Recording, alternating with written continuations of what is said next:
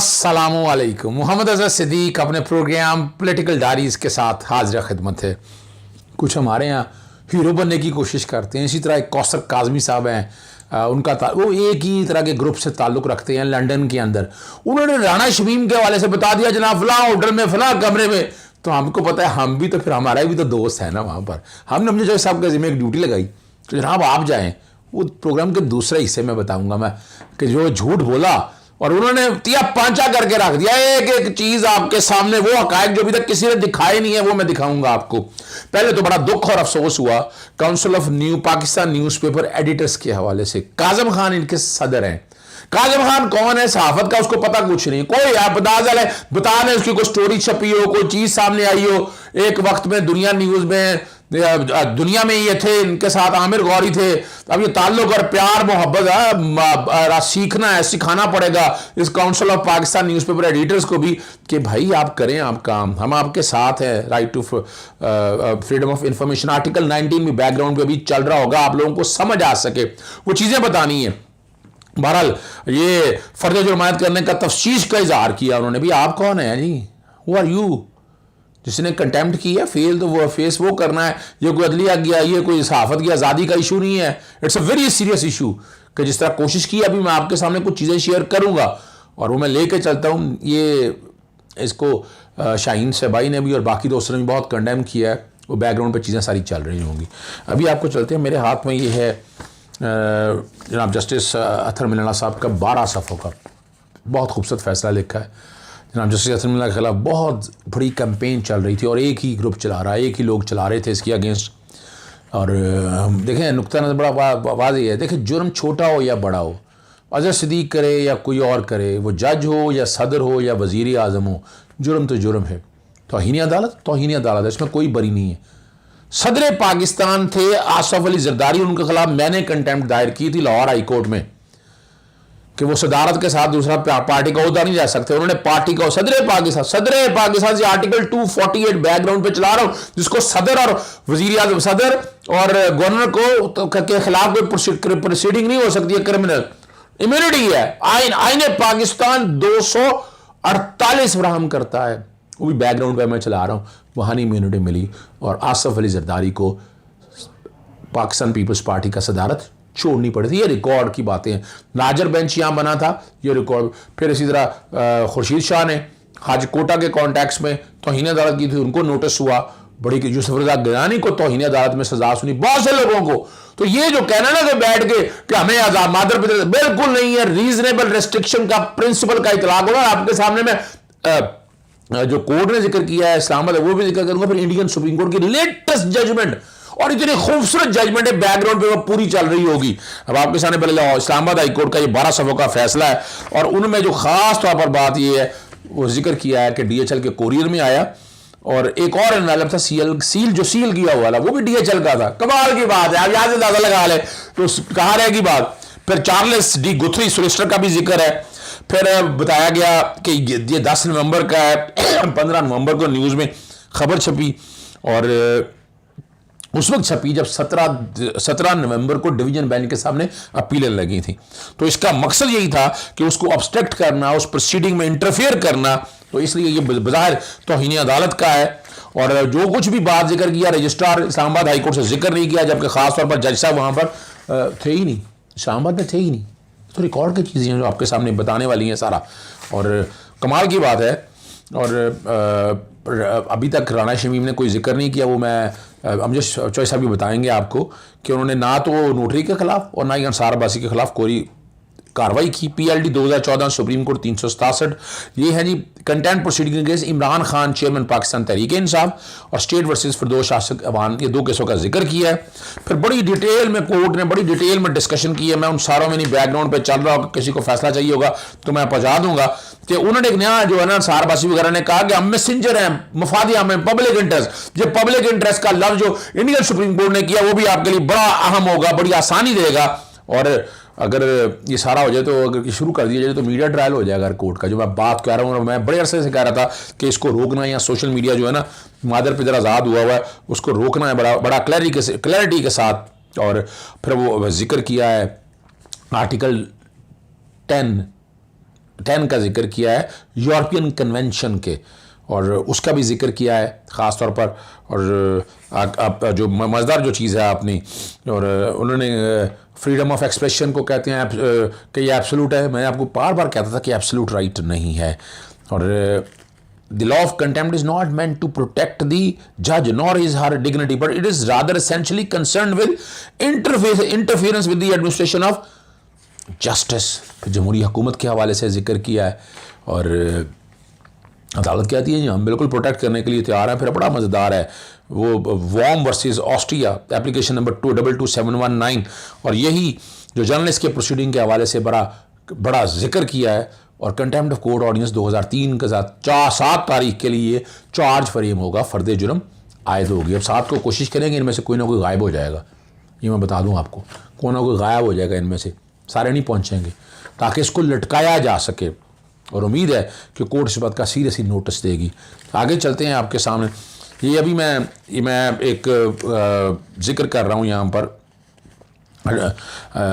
राजन गोगी जो ये ना अपना पार्लियामेंटेरियन के कॉन्टेक्स्ट में है, और उन्होंने बड़ा वाज़ेह तौर पर जो जिक्र किया है कोर्ट का ना, कि जो बातें कही हैं जजों के बारे में, उन्होंने बड़ी डिटेल में प्रोसीडिंग ली। और स्टेटमेंट क्या थी वो स्टेटमेंट बाद में बताऊंगा आपके सामने, लेकिन एक मैंने आपके सामने जो केस सामने रखना है वो ज़रा समझ आइएगा, वो क्लैरिटी के साथ आपको चीज़ें समझ आ जाएगी कि यहाँ।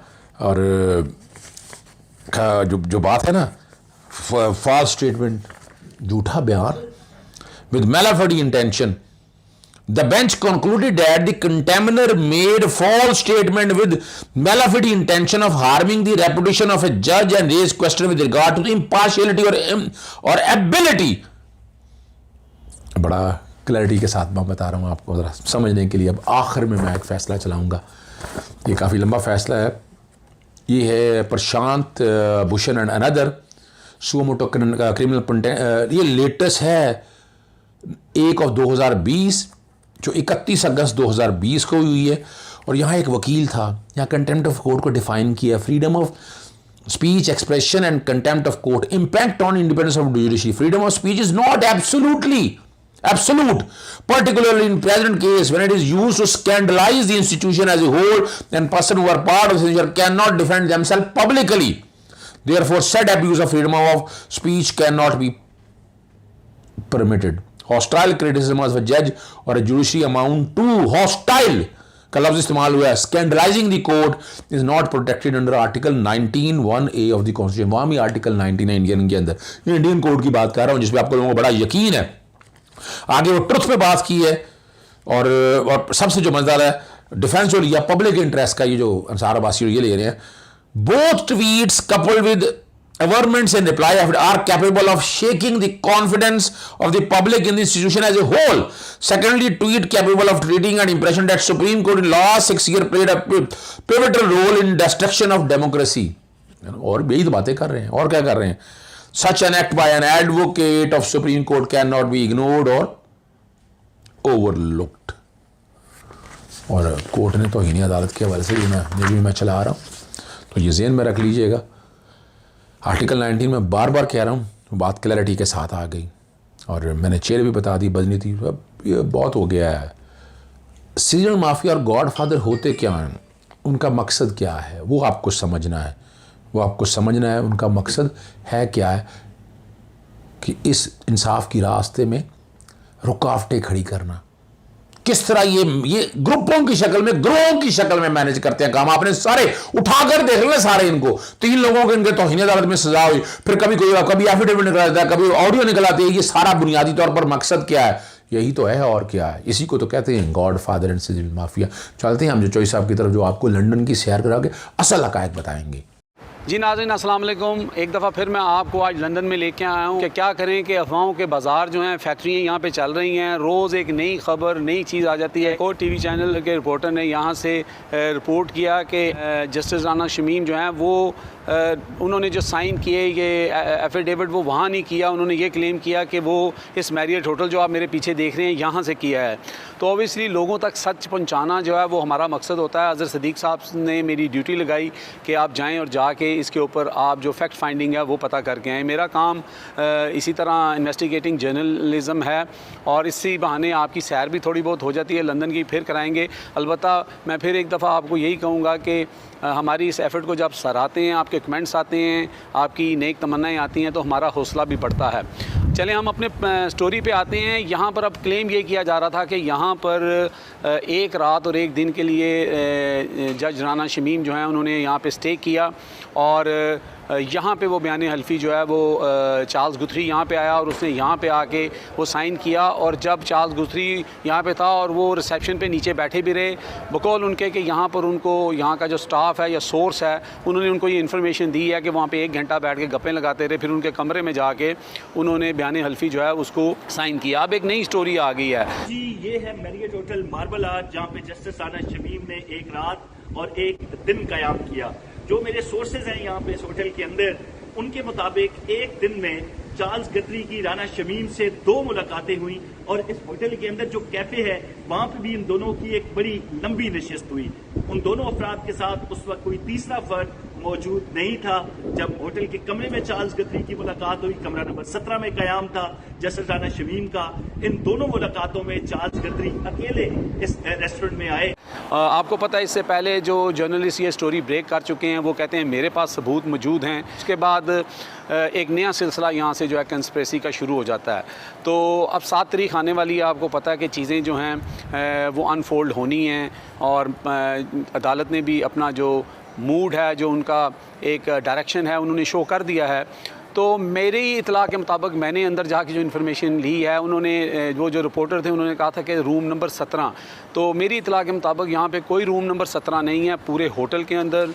यानी कि आप ये कह सकते हैं कि वो 317 हो सकता है, 417 हो सकता है। ये जो इनकी 10वां फ्लोर है उसके ऊपर उन्होंने बताया कि वो 1217 भी है हमारे पास, 1317 भी है। तो इस तरह करके 4 डिजिट और ट्रिपल डिजिट में है। बहरहाल इसमें गलतफहमी भी हो सकती है, ये कोई इतनी बड़ी बात नहीं है। उसके बाद मैंने राना शमीम साहब का जो सर नेम है, पूरा नाम है, उसके मुताबिक पूरी तरह लिस्ट चेक की, लेकिन उसमें कहीं पे भी उनकी एंट्री जो है वो 6 नवंबर से लेके 10 नवंबर तक, चूँकि इस टेन्योर में वो यहाँ पे थे, वो भी मैंने चेक की, उससे आगे भी की, उससे पीछे भी की, तो कोई ऐसा हमें क्लू नहीं मिल सका कि एक में। तो हम आपको बताते चलें यहाँ पे एक ऐसी शख्सियत भी हमें मिली जो यहीं पे ठहरी हुई है और वो उस दिन जो इसहाक डार साहब ने केक कटिंग सेरेमनी की थी उसमें वो पेश थे। मैंने उनको यहाँ पे देखा और हम वो भी आपको बताएंगे।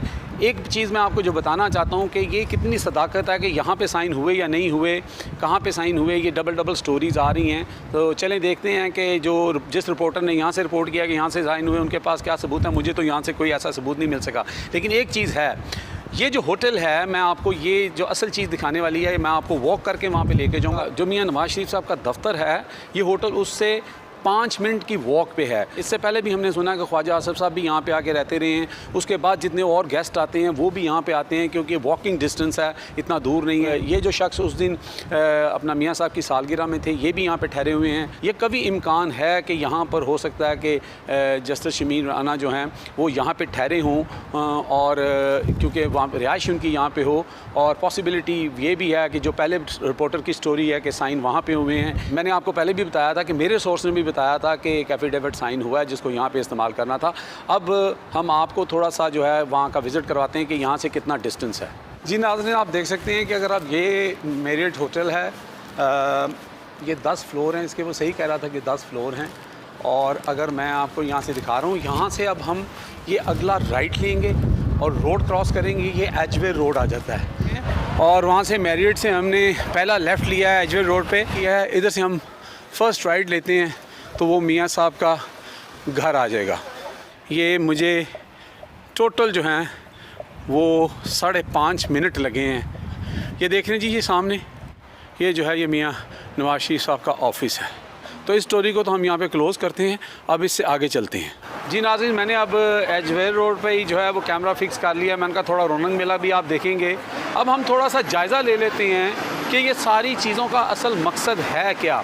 लेकिन दूसरी तरफ जो असल मुद्दा है कि ये जो पानी में मदानी डाली गई है और कभी इधर से, कभी लेफ़्ट से, कभी राइट से इस चीज़ को काउंटर करने की कोशिश की जा रही है, इसका थोड़ा सा जायज़ा ले लेते हैं। अभी तक की जो इन्वेस्टिगेशन मैंने की है उसके अंदर दो चीज़ें मुझे, ये मेरे एनालिसिस हैं, ये ख़बर नहीं है, मुझे जो चार्ल्स गुथरी हैं उनका किरदार मुझे यहाँ पे थोड़ा सा मशकूक लग रहा है। उसकी दो तीन ओबियस वजूहात हैं। नंबर वन, अभी तक जज राना शमीम ने जो है ये एक स्टांस लिया है कि मैंने तो जनाब वो जो एफिडेविट था वो सील करके तो जो है नोटरी पब्लिक को दिया था, तो शायद वहाँ से लीक हुआ है।